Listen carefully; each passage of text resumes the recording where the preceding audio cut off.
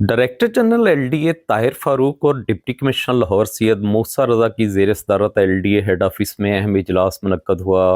इजलास में chief officer बल्दिया उज़्मा लाहौर शाहिद अब्बास काठिया भी मौजूद थे।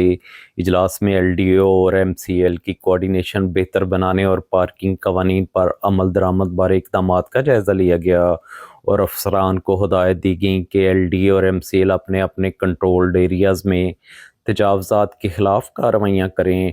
शहर में गैर कानूनी तामीरात और कमर्शल सरगर्मियों के ख़िलाफ़ मुहिम जारी रखी जाए।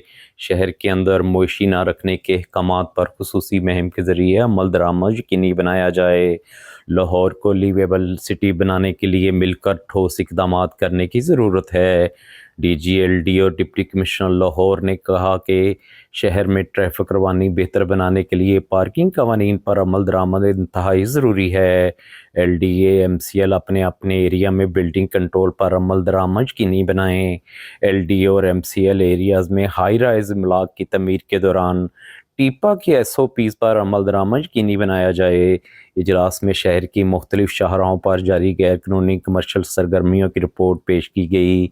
इजलास में CEO MCL, traffic police, TEPA और दीगर महकमों के नुमाइंदों समेत chief town planner 1, chief town planner 2, chief metropolitan planner और मुतल्लिका अफसरान ने शिरकत की।